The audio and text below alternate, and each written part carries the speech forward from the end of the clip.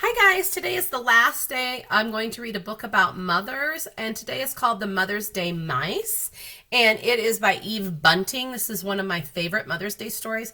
I probably read it every year because I like it so much. So let's read The Mother's Day Mice.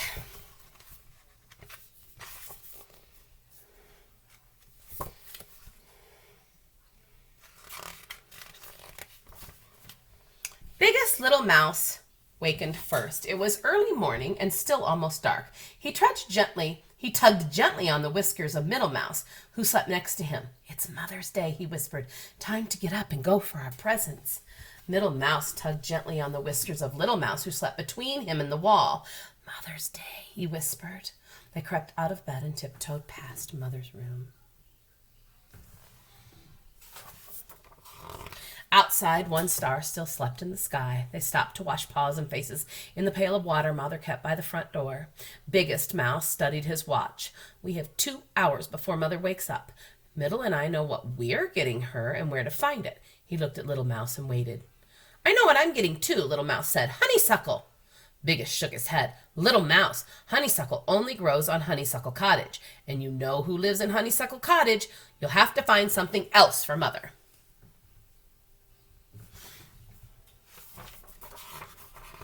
Little Mouse wanted to argue, but Biggest was already lining them up, one behind the door.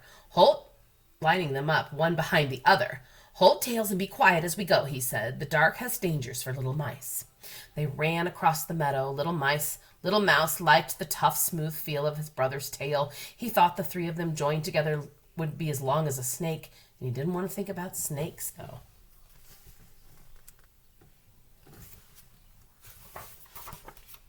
The edges of the sky were streaked with morning. A red fox passed them on his way home. They crouched till the white tip of his tail disappeared into the trees. "Grrr," Little Mouse said fiercely. "Who's afraid of him?" But his voice was so weak he couldn't hardly hear it himself. An owl screeched above them as they lay hidden in the long grass. Little Mouse kept his eyes closed. If he couldn't see the owl couldn't see him. "You don't have to squeeze my tail so hard," Middle Mouse said to him when they stood up. "I thought you might be frightened," Little Mouse said. "I was telling you I was here." Middle Mouse sniffed.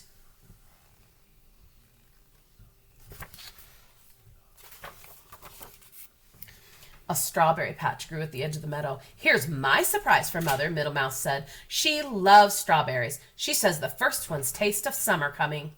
Biggest Mouse boosted him up so he could get to the roundest, reddest berry from the top. Its weight tipped him backward as he carried it.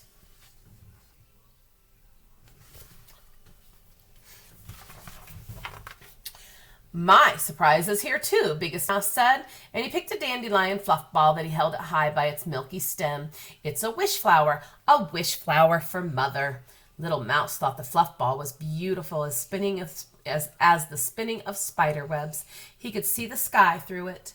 "Mother will love it," Little Mouse said. "Now can we go for Honeysuckle? We have time, and maybe he won't be there." Biggest Mouse sighed. "We'll look, but only because you're littlest and it's Mother's Day. But we won't go close. Cat is always there."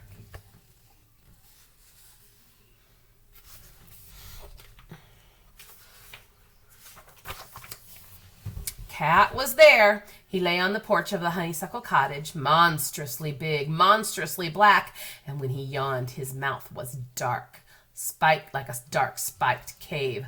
Little Mouse could see it clearly, even though they weren't too close. "Maybe he'll leave soon," whispered Little Mouse. He pulled his eyes away from Cat and to the honeysuckle that twined around the porch. "Honeysuckle for Mother." There they are. And there's the cat. Inside the cottage, someone was playing the piano. The tune was "Twinkle, Twinkle, Little Star." Dum-dee, dum-dee, dum-dee, da, dum-dee, dum-dee, dum-dee, da. "Maybe Cat likes to lie in the sun and listen to music," Little Mouse whispered. "Maybe the person will stop playing soon and Cat will go away." He sniffed the honeysuckle air and he pretended not to see Biggest Mouse checking the time. Dum-dee, dum-dee, dum-dee, da. "That person is not going to stop playing," Middle Mouse muttered. He set a strawberry on the ground and a beetle came on the run.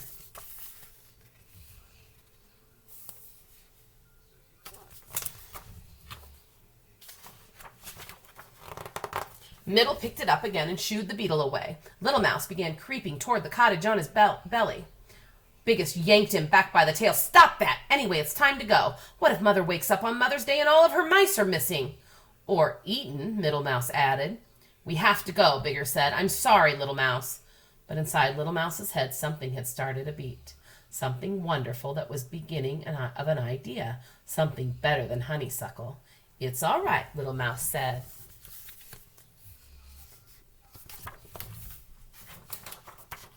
The sun made a pink path across the meadows as they ran for home. Bring her a daisy, Biggest said over his shoulder. She likes daisies. Bring her a rock, Middle puffed. A small rock that's not too hard to carry. They're nice, Little Mouse said, but they were not special enough for Mother's special day. He had something special, though. He had it strong and firm in his mind, and when they got home...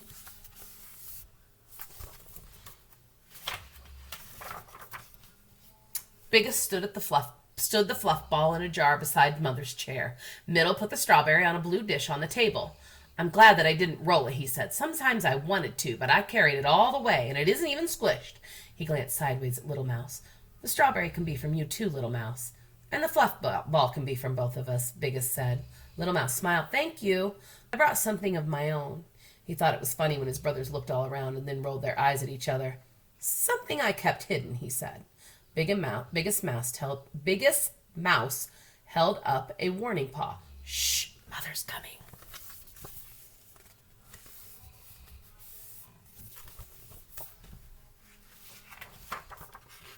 Happy Mother's Day, they all shouted when she came into the kitchen, and Mother said, Why, you remembered. Remembered? We almost got eaten 3, Middle began, but Biggest poked him hard.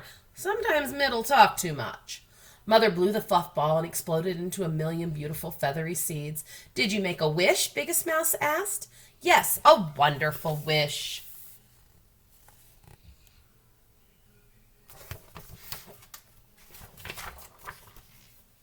Mother cut the strawberry in 4 pieces. I love strawberries, she said. The first one's taste of summer coming. She nibbled on the edge of a berry and closed her eyes. Little Mouse knew she was tasting sunshine and sweet corn in the cold waters of Meadow Stream. Now me, he said. He was so excited he thought he might explode like the fluff ball into a million pieces.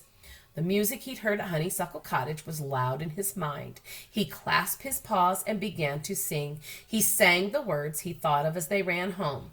We have brought a song to say, happy, happy Mother's Day.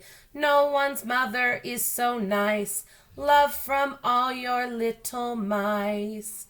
That was wonderful, Mother said when he finished. How astonished his brothers were. They thought he had nothing, and all the time he had this.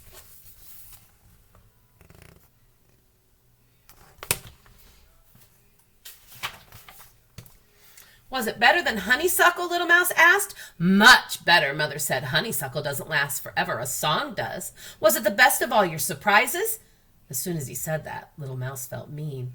The song is from all of us, he added quickly. Mother smiled. All my surprises were lovely. You each brought me something different, and you each brought me something the same. You know what that was, Little Mouse? Little Mouse knew. They brought her their love. Mother opened her arms wide, and they ran to her. Let's sing Little Mouse's song, she said.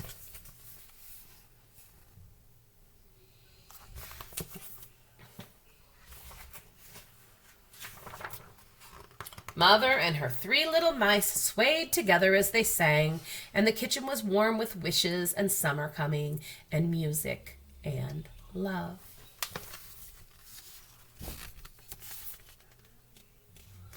I hope you will give your mother lots of love on Mother's Day, which is in 2 days, and hope you enjoyed The Mother's Day Mice by Eve Bunting.